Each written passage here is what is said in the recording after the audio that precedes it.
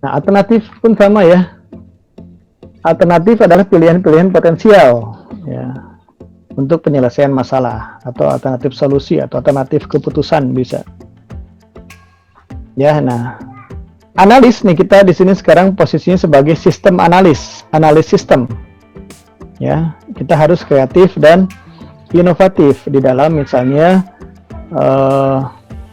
mengajukan alternatif solusi gitu. Jadi setelah kita melihat constraint-nya seperti apa, kendalanya, ya kita memahami tadi rumusan masalah, objektifnya, kriterianya. Kemudian kita melihat constraint-nya, kendalanya, ya, resource-nya gitu. Nah, kemudian kita bisa mengusulkan sejumlah alternatif, ya enggak? Alternatif.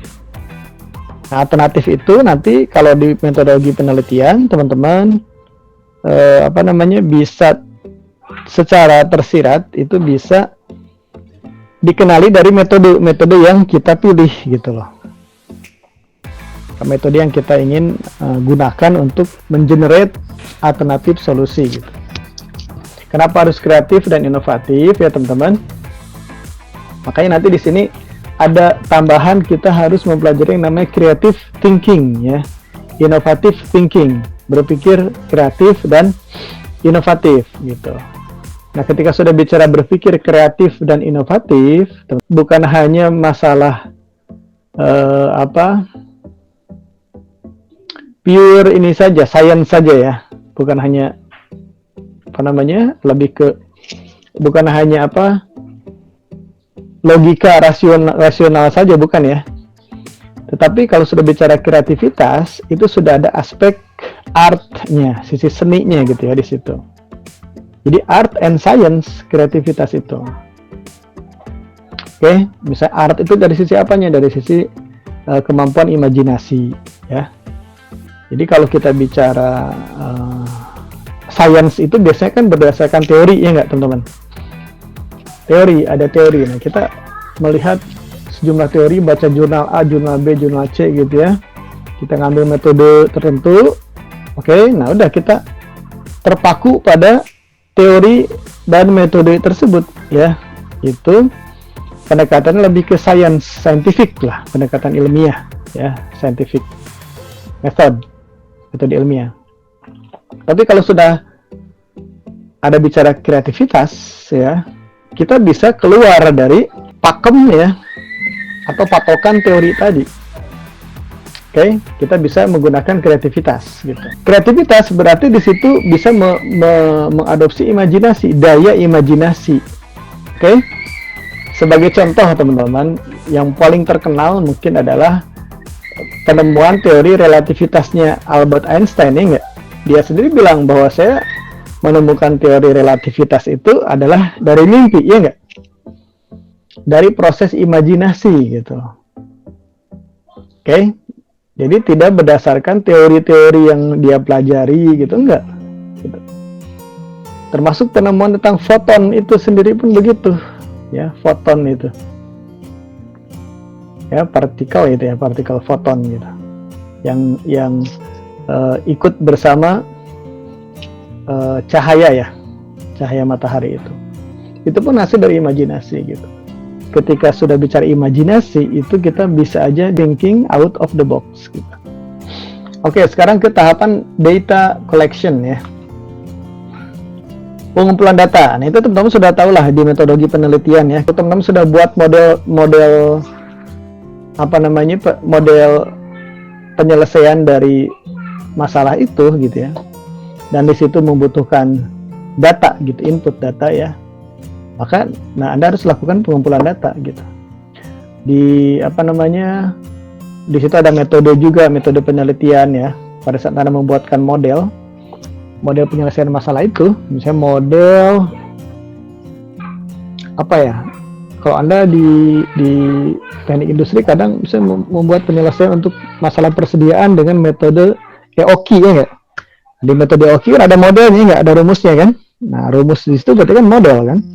Model matematik gitu, model simbolik, model konseptual, sama tuh EOKI ya, POKI, apalagi break even point misalnya gitu, atau model apalagi model apalagi ya, banyak SMEA gitu yang biasa digunakan di penelitian tuh.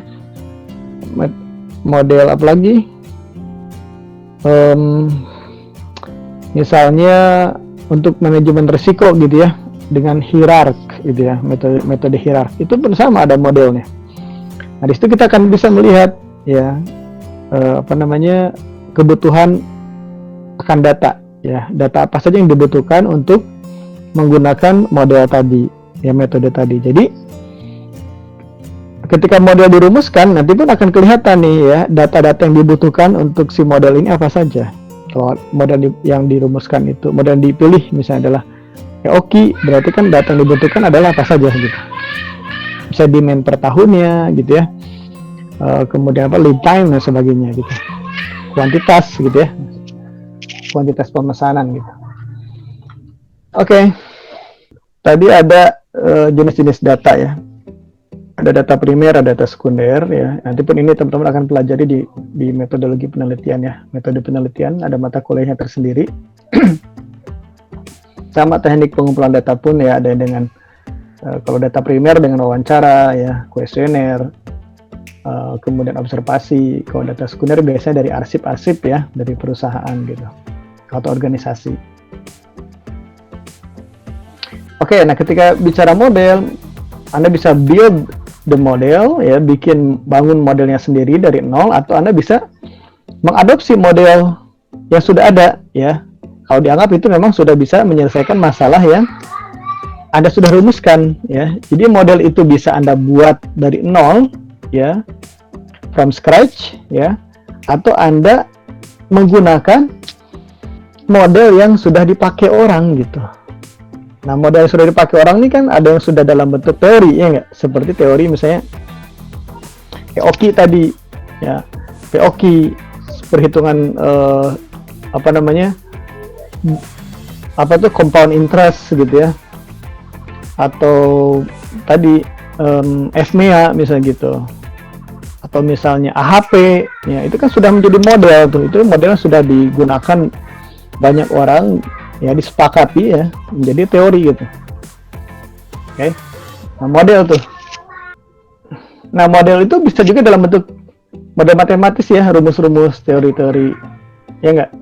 Kan teman-teman misalnya ketika membuat linear programming tuh ada rumus-rumusnya kan? Nah, metode simplex pun sama kan, ada algoritmanya, ada langkah-langkahnya. Itu pun adalah model ya, teman-teman. Model penyelesaian masalah kan, metode simplex itu dalam bentuk algoritma gitu. Nah ya, tentu kalau di model matematis ada simbol-simbol atau notasi matematik gitu ya. Dan itu kuantitatif gitu. Kita bisa melihat hubungan antar variabelnya gitu ya. Kalau di statistik mungkin teman-teman bisa lihat model statistik ya, yang variabel dependent, mana independent gitu ya. Yang mana konstanta, yang mana koefisien dan sebagainya. Oke, ini sedikit tadi sudah saya singgung ya, bahwa ketika Anda membangun sebuah model ya, itu Anda di situ akan dituntut untuk mengkombinasikan pendekatan berpikir analytical thinking, dan pendekatan systems thinking ya. Jadi kalau analytical thinking lebih ke analisis, kalau system thinking lebih ke sintesis gitu ya. Nah, kemudian model pun harus diverifikasi dan divalidasi. Jadi masih di dalam tahapan model ini ya, di dalam sini itu ada verifikasi dan validasi model.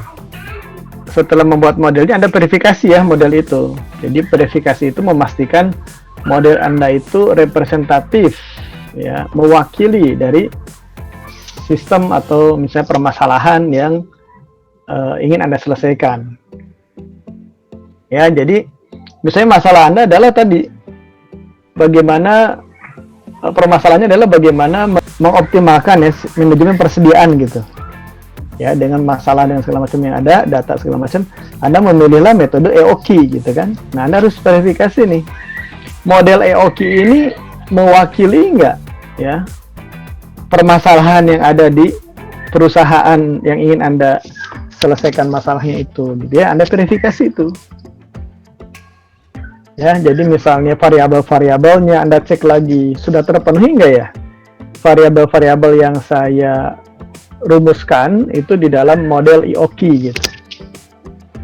Ya, sudah terwakili nggak oleh model EOKI itu. Kemudian datanya juga sama ya. Datanya itu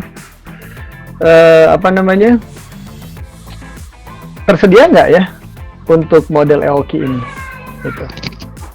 Intinya adalah verifikasi itu adalah Anda ingin memastikan bahwa model yang Anda bangun atau yang Anda adopsi ya, yang Anda gunakan ya, itu mewakili dari sistem nyatanya ini. Nah, kemudian ada validasi. Nah, validasi itu bisa kita lihat hasilnya ya, hasilnya itu valid sesuai dengan tadi misalnya kenyataannya sebenarnya gitu ya.